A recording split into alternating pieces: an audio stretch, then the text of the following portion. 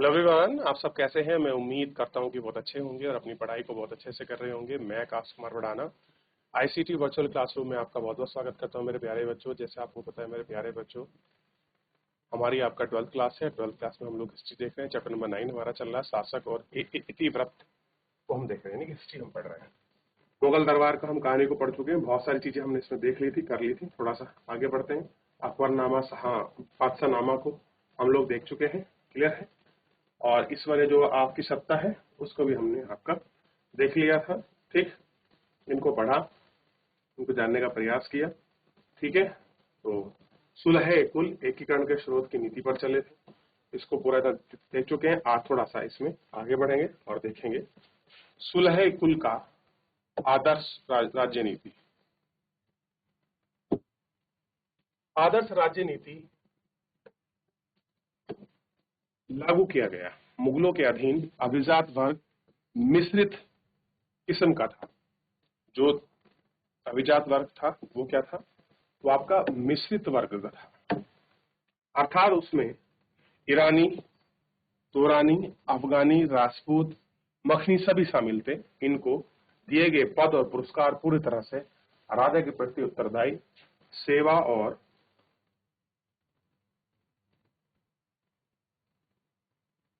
निष्ठा पर आधारित के अलावा इसके अकबर ने 1563 में तीर्थ यात्रा कर 1564 में जजिया कर को समाप्त कर दिया।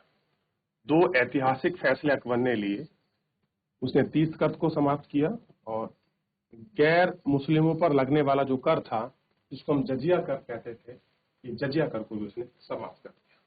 क्योंकि दोनों कर धार्मिक पक्षपात के आधार पर, कैसे थे, धार्मिक पक्षपात के आधार पर। साम्राज्यों के अधिकारियों को प्रशासन में सुलह कुल के नियमों का अनुपालन करने के लिए निर्देश देते हैं। सभी मुगलों बादशाहों में उपासन स्थानों का निर्माण रखरखाव अनुदान दिए। यहाँ तक कि युद्धों के दौरान जब मंदिरों को नष्ट कर दी गया तो बाद में उनकी मरम्मत के लिए अनुदान जारी किए गए। कैसे हैं, बहुत सारे अनुदान, बहुत सारी चीजें, ये सब चीजें इसमें जारी की गई, ठीक। ऐसा हमें बादशाह और औरंगजेब के शासन से पता चलता है। हालांकि औरंगजेब के शासनकाल में गैर मुसलमानों प्रजा पर जजिया कर फिर से लगाया गया था। कैसा था, जजिया कर जो है ये हमें फिर से लगा, ये हमको देखना है। कैसे लगाया गया, फिर से जजिया कर को लगाया गया। ये आप इसमें देख सकते हैं, यहाँ आपको बड़े स्पष्ट रूप में दिखाई देगा।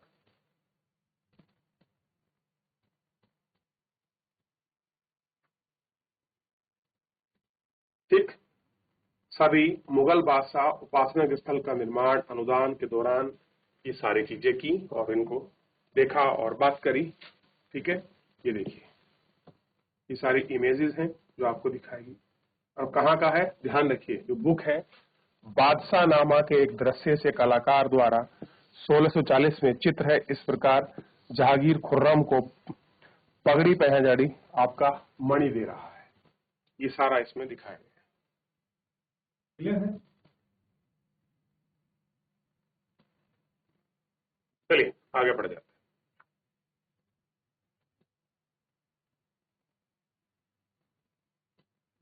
थोड़ा सा एक कहानी और चित्र का एक दौर पढ़ते हैं। बड़ा फेमस रहा है वो अबुल हसन नामक एक कलाकार द्वारा बनाए गए चित्र में दरिद्रता की आकृति को मारते हुए जागीर कलाकार यहाँ के लक्ष्य को गहरे बदलाव के आवरण में दिखाकर यह बताने की चेष्टा करता है कि कोई वास्तविक व्यक्ति नहीं बल्कि एक अमूर्त लक्षण को प्रतीक के रूप में दिखाया गया है। कला और साहित्य के मानवीकरण के ढंग को रूपक कथा कहा जाता है। न्याय की जंजीर को स्वर्ग से उतरे हुए दिखाया गया है। जहांगीर अपने स्मरणों में न्याय की जंजीर को इस प्रकार वर्णित करता है। ठीक, कैसे दिखा रहा है, ये स्वर्ग से उतरी न्याय की जंजीर को दिखाया गया है।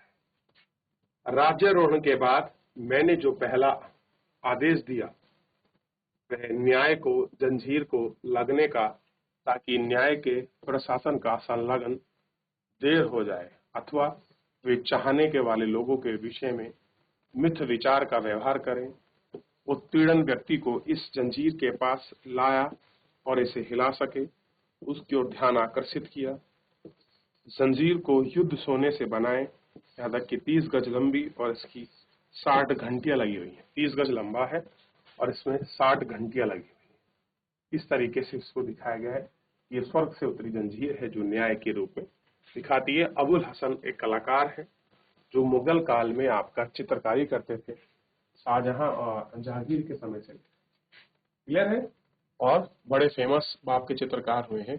बहुत सारी इन्होंने कथाएं और ग्रंथों को लिखा है। उसी के रूप में हमने इसको देखा और जानने का प्रयास किया। आइए आगे बढ़ते हैं। आगे बढ़ रहे हैं। न्याय के विचार के दृश्य के रूप में निरूपण होते हैं। अनेक प्रतीक की रचनाएं की गई हैं और विचार को हम मुगल राजतंत्र में सर्वोत्तम सद्गुण मानते हैं। कह रहे हैं कि जो मुगल राजतंत्र है न्याय के विचार को सर्वोत्तम मानता है। ठीक। कलाकारों द्वारा प्रयुक्त सर्वाधिक पसंदीदा प्रतीकों में से एक दूसरों के साथ चटपटा कर शांतिपूर्ण बैठे हुए शोर और बकरी। उसका उद्देश्य राज्य को एक ऐसे क्षेत्र के रूप में दिखाना है जहां दुर्लभ और सलभ परस्पर सद्भाव रहता हो। और चरित्र बादशाहनामा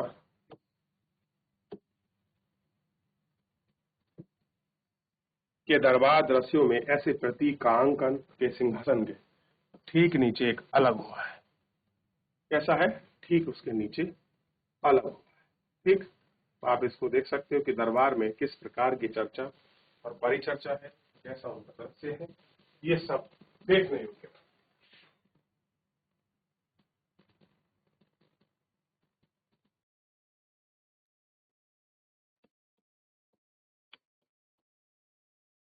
राजधानी नगर मुगल बादशाह हृदय स्थल और उसका राजधानी नगर थी जहां दरबार लगता था। 16वीं और 17वीं शताब्दी के दौरान मुगलों की राजधानी बड़ी आपका तेजी से स्थानांतरण होने लगी। हालांकि बाबर ने लोदियों की राजधानी आगरा पर अधिकार कर लिया। बाबर ने कहा किया था? लोदियों की राजधानी थी आगरा। ठीक। उसके पश्चात शासन के 4 वर्षों के दौरान राजसी विभिन्न विभिन्न स्थानों पर लगने लगी, यानी कि राजा जो था बादशाह अलग अलग बैठा था। 1560 के दशक में अकबर ने आगरा के किले का निर्माण करवाया और अपने आसपास के क्षेत्र में खदानों से लाए गए लाल बलुआ पत्थर से बनाया गया। यानी कि लाल किला किससे बना है? वहां का जो पास पड़ोस का बलुआ पत्थर है उससे। 1570 के दशक में उसने फतेहपुर सीकरी में एक नई राजधानी बनाने का निर्णय लिया। इस निर्णय का उदाहरण एक कारण यह हो सकता है कि सीकरी अजमेर को जाने वाली सीधी सड़क पर स्थित था। सीकरी क्या था? सीकरी सीधी सड़क कहा जाती थी अजमेर, और वो अजमेर शरीफ को बड़ा मानता था, जहां शेख निजामुद्दीन चिश्ती की दरगाह उस समय तक एक महत्वपूर्ण तीर्थ स्थल बन चुकी थी। क्या थी? एक महत्वपूर्ण तीर्थ स्थल बन गई। मुगल बादशाह के चिश्ती सिलसिले के सूफियों के घनिष्ठ संबंध हुए। अकबर ने सीकरी में जुम्मा मस्जिद के बगल में शेख सलीम चिश्ती, अब वहां कौन से है? आपका मोजुद्दीन चिश्ती, और यहाँ है शेख सलीम चिश्ती, सीकरी के मस्जिद में बगल में सफेद संगमर का एक मकबरा बनाने का आदेश दिया। यह विशाल मेहराब प्रवेश द्वार, इसको बुलंद दरवाजा, एक विशाल मेहराब का निर्माण का उद्देश्य आने वाले लोगों को गुजरात में मुगल विजय की याद दिला। जो गुजरात में जो मुगल विजय हुई थी उसकी यादगार में बना था फतेहपुर सीकरी में आपका बुलंद दरवाजा। और 1565 में उत्तर पश्चिम और अधिक नियंत्रण में आने के कारण राजधानी लाहौर स्थानांतरित कर दी गई। और इस तरह 13 वर्षों तक अकबर सीमा में गहरी चौकसी बनाए रखा। उसने अपने आप को बिल्कुल सख्त और मजबूत दिखाया गया। ठीक, ये है बुलंद दरवाजा और ये है फतेहपुर सीकरी का। गौर करके देखिए, बड़ा सुंदर और आकर्षक लगता है। कभी मौका मिले जाकर देखने का, फिजिकली इसको मीट टू मीट वेरीफाई।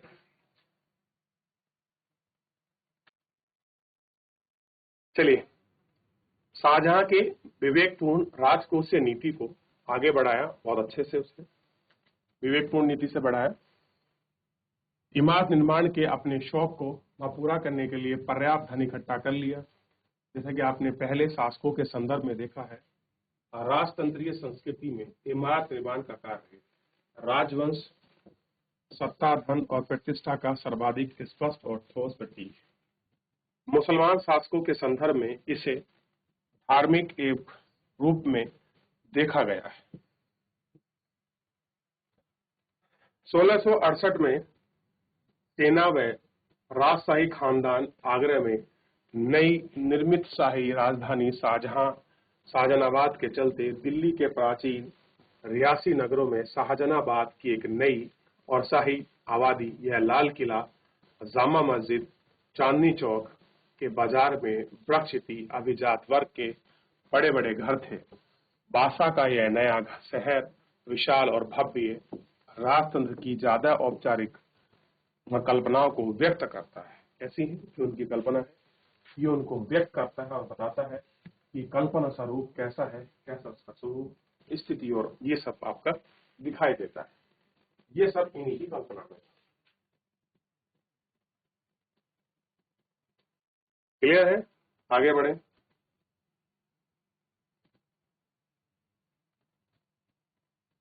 शासक पर केंद्रित दरबार की भौतिक व्यवस्था ने शासक के अस्तित्व को समाज के हृदय के रूप में प्रदर्शित करता है। इसका बिंदु इस प्रकार राज शासन अथवा तखत है जिसने प्रभुत्व के कार्य को भौतिक रूप में प्रदान किया। इसे एक ऐसे स्तंभ के रूप में देखा जाता है जिस पर धरती टिकी हुई है। सहस्राब्दियों से भारत में राजतंत्र का प्रतीक रही छतरी शासक की क्रांति को सूर्य की क्रांति से पृथक करने वाली मानी जाती। इतिवृत्तियों ने मुगल संभ्रांतों के वर्ग के बीच हैसियत को निर्धारित करने वाली नियमों को सुस्पष्टता से देखा गया है। दरबार में किसी भी हैसियत से इस बात को निर्धारित नहीं होती कि शासक के कितने पास है, कितनी दूर बैठा है। वह भी दरबारी को शासक द्वारा दिया गया स्थान बादशाह की नजर में उतना ही महत्व का प्रतीक है जितना कि एक बादशाह सिंहासन पर बैठ जाता है। यानी कि पद कैसे हैं, बराबर है, चाहे डिस्टेंस कितनी हो कोई फर्क नहीं पड़ता। सेम बादशाह जैसा ही, जैसे एक बार बादशाह सिंहासन पर बैठ जाता है, वैसे अगर किसी को मिला है तो वो भी उस पर बैठ जाता है। तो सरकार भी जो किसी भी जगह पर हो, जाने की अनुमति नहीं थी और ना ही कोई अनुमति के बिना दरबार के बाहर जा सकता था। तो ये था मुगल दरबार का केंद्र बिंदु, उनकी स्थिति और भौतिक वाला प्रतीक रूप हमको दिखता था। तो आई होप कि आपको क्लियर हुआ हो कि किस प्रकार ये सब कुछ था, कैसे होता था। सीढ़ियां देखिए कितना उत्कृष्ट बनाया है। बुलंद दरवाजा, तो कोई आपसे पूछ ले बुलंद दरवाजा कहाँ बना था? फतेहपुर सीकरी में। और क्या था?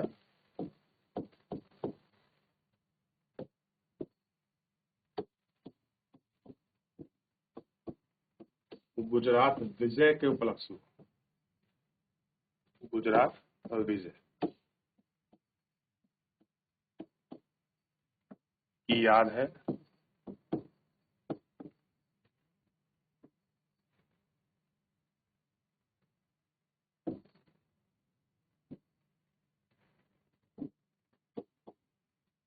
याद नहीं, और कहाँ पर था?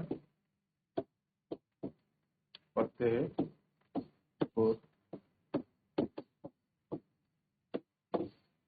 सीकरी में। किसने बनाया था?